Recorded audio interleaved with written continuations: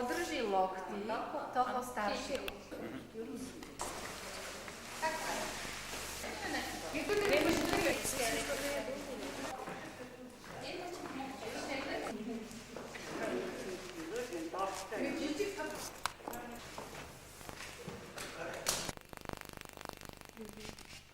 A pak dává spát.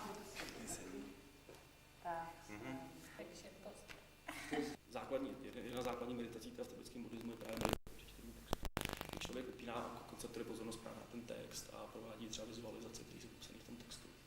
Jo? A tomu se říká sadhana a tento text je právě sadhana. Ale jazyk. A celá ta sutra je v mongolštině. Vypadá to teda takhle.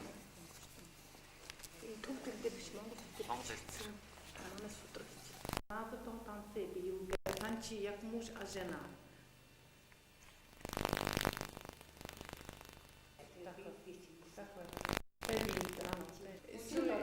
U nás, když chci jako před oltář. And this is also back to the subject of mimesis, the use of gesture.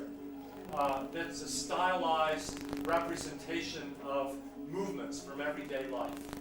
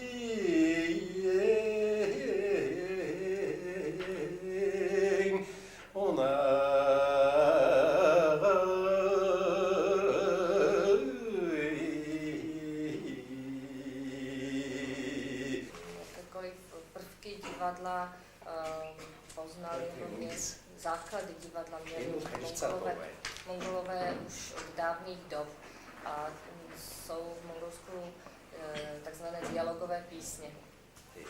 харилцаанд хоёр эсвэл 4 5 6 7 хүртэлх хүн олцоод цөм өөрийн орой хийж.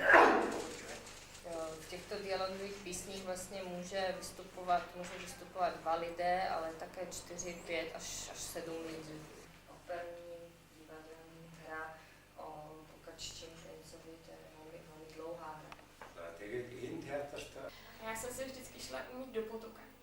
A když jsem to udělala právě asi po několikáté, tak se jako vždycky mě nechali a pak se odhodlali a Adolko Surence mě tak vzala stranu a říkala, no víš to, by si asi neměla mít se v tom potoce toho mlíka jako to. A tak jsem jako zbystřila a hned jsem přinesla ten diktafon a proč? Řekni proč. A takhle právě to bylo vlastně první impuls, kterým jsem se začala vůbec něco konkrétního dovídat.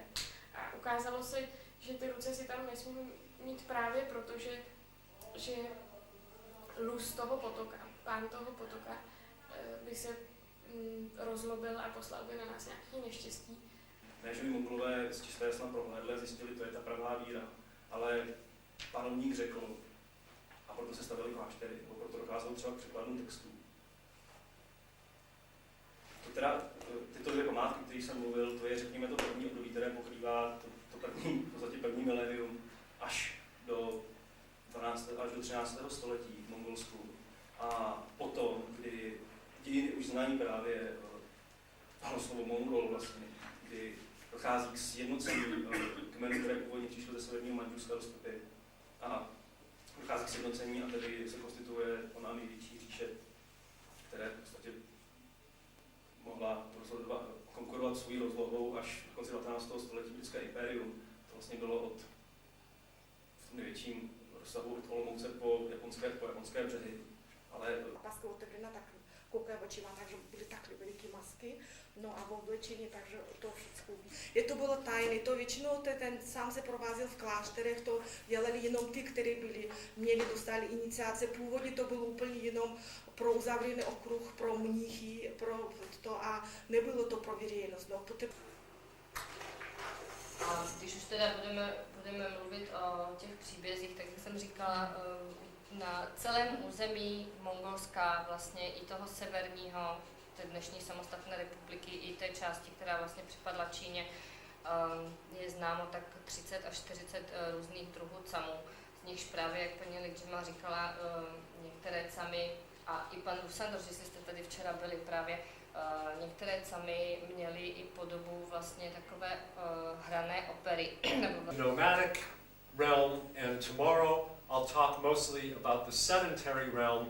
And Přemýšlel jsem, co by mohlo být zajímavé pro lidi, kteří se věnují divadlu.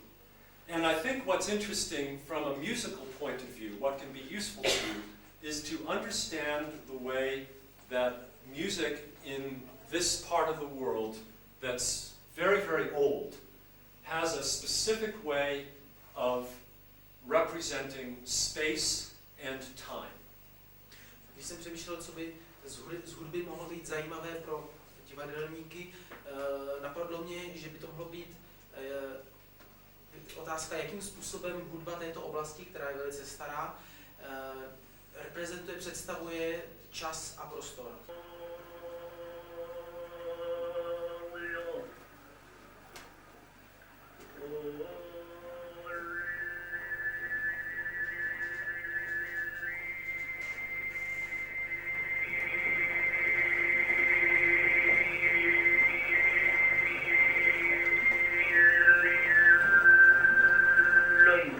Do you know something about their term for it? They use words that are derived directly from the sound. In other words, that imitate through onomatopoeia the sound of what they hear.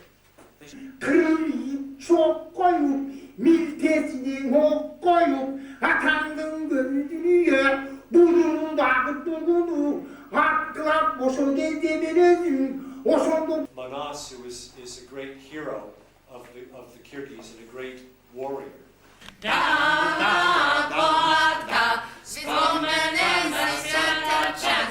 Vyprávěč to vypráví, tak hraje se i s hlasem, že to je úplně.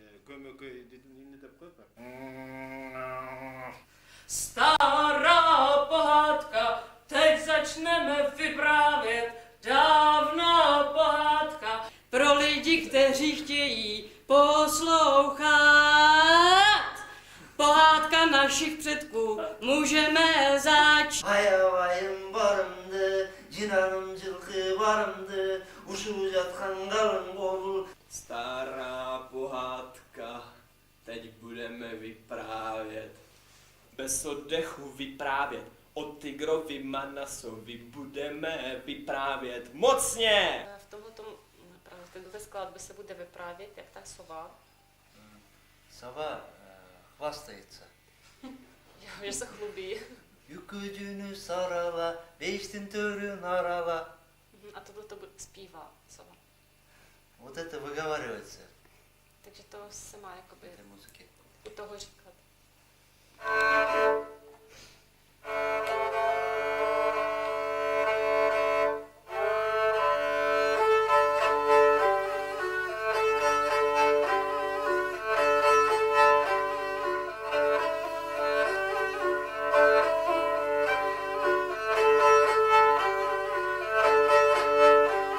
Na podzim všechno pozbírají, sklízejí a pak oslaví.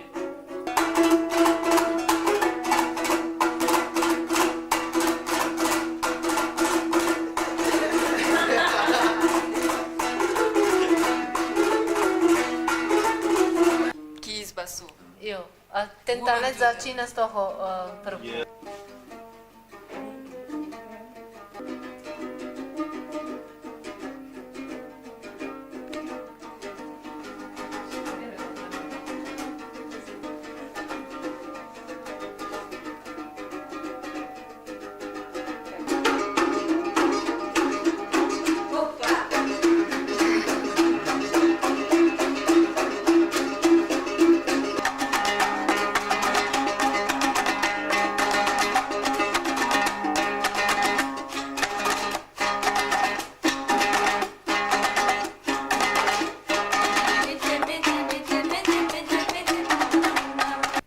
Že člověk se rodí s písní a umírá s písní.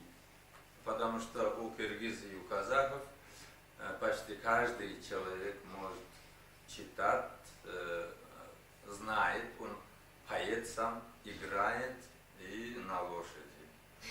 Жол болып Прагада кездескендің оу, Венадан Шарбек інім келіп қалдай, бұл және аман бісің ахи.